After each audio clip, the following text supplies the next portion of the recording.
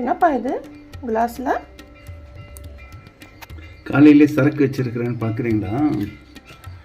ஆக்சுவலாக இது வந்து பார்த்திங்கன்னா கருஞ்சீரகம் தண்ணி. இது தண்ணி நல்லா கொதிக்க வச்சு அதுக்கப்புறம் கருஞ்சீரகம் போட்டு நைட்டில் அதுக்கப்புறம் காலையில் இதை வந்து குடிக்கலாம். இது வந்து வாழ்நாளில் ஒரு தடவை குடித்தா கூட போகிறோம்.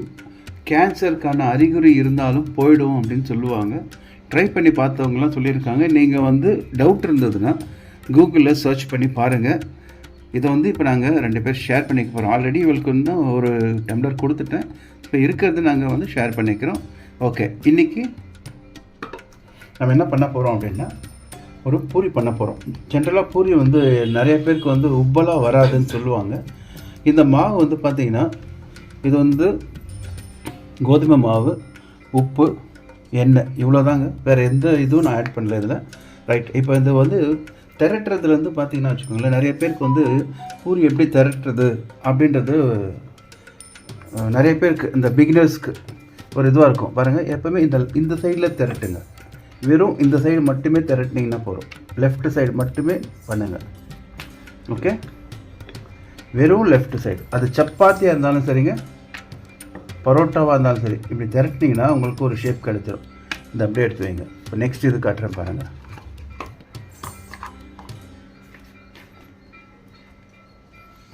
பாருங்கள், வெறும் லெஃப்ட்டு தான். 1 5 அவ்வளோதான். இது வந்து நான் எங்கே கற்றுக்கிட்டேன் அப்படின்னா, எங்கள் கசின் ஒருத்தர் அண்ணா, அவர் வந்து எங்கள் வீட்டுக்கு வந்திருந்தார்.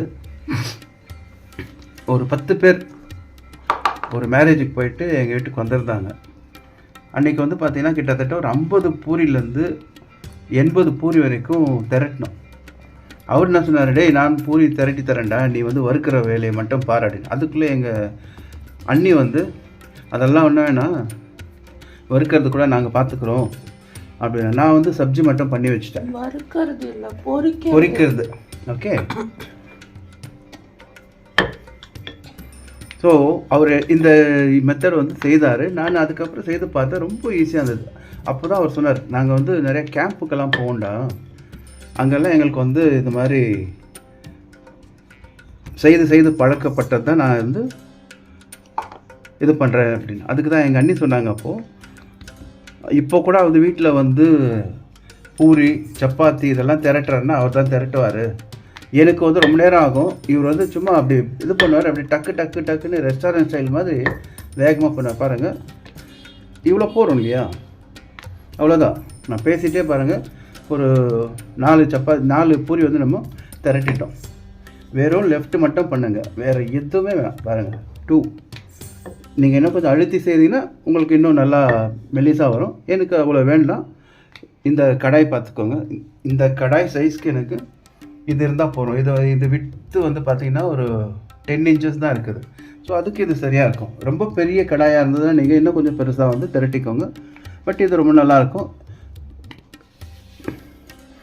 உங்களுக்கு திரட்ட தெரியும் அப்படின்னா இந்த பார்ட்டை நீங்கள் ஸ்கிப் பண்ணிக்கோங்க. ஓகேங்களா? இதில் வந்து நீங்கள் 50 பூரி 80 பூரி 100 பூரி திரட்டுறதா இருந்தாலும் உங்களுக்கு வந்து பெயின் தெரியாது, ஸ்ட்ரெயின் தெரியாது. அழகாக அப்படி பார்த்து அப்படி 2 3 நிறைய பேர் வந்து திரட்டும் போது ஷேப் வரலன்னுவாங்க. அந்த ஷேப் தானாக இதில் வர பாருங்கள். இந்த மாதிரி ப்ராக்டிஸ் பண்ணி சொல்லுங்கள், எனக்கு கமெண்ட் பண்ணுங்கள் எப்படி இருக்குது. அவ்வளோதாங்க. பாருங்கள், 6 பூரி நம்ம எப்படி செய்தோன்னுட்டு நம்மளுக்கு தெரியாது. இப்போ உங்கள்கிட்ட பேசிகிட்டு இருந்தேன், இன்னும் ஒரு 2-3 மினிட்ஸ் ஆகிருக்கும், அவ்வளோதான். ஓகே, நான் என்ன பண்ணுறேன், இதில் இருக்கிற மாவு எடுத்துடுறேன். ஏன்னா அது என்ன ஆகும், வண்டல் போயிட்டு அந்த கடாயில் ஒட்டிக்கும். அது நம்ம நெக்ஸ்ட் அந்த எண்ணெயை யூஸ் பண்ணும்போது அதையும் நம்ம சேர்த்து சாப்பிட்ற மாதிரி இருக்கும். அதனால் வந்து அதை நம்ம கொஞ்சம் அவாய்ட் பண்ணுவோம். இன்னொன்று, பூரி வந்து உப்பலாக வர்றதுக்கு நான் ஒரு இது ஒன்று பார்த்துருக்கேன். அதை நான் ட்ரை பண்ணி பார்க்குறேன். அது வந்ததுன்னா அப்படியே நீங்களும் அதை பழகிக்கோங்க. ஸோ எண்ணெய் வந்து காஞ்சிடுச்சு. இப்போ நம்ம போடுறேன். போட்டதுமே வந்து உடனே திருப்பிடுங்க. திருப்பிட்டு இப்போ பார்த்தீங்கன்னா வச்சுக்கோங்க,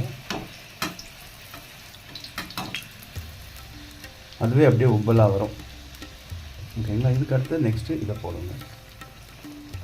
போட்டிங்கன்னா உப்பலாக வரும். இது வந்து நான் லேட்டஸ்ட்டாக நான் கற்றுக்கிட்டது. நீங்களும் ட்ரை பண்ணி பாருங்கள்.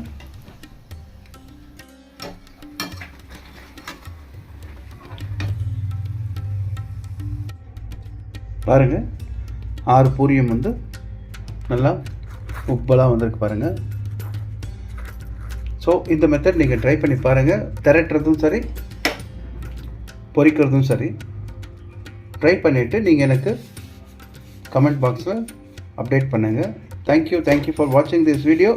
மறுபடியும் வேறு ஒரு புது வீடியோவில் உங்களை சீக்கிரமாக வந்து சந்திக்கிறேன். Until then bye from Rahu Varahi Nayaki. Thank you.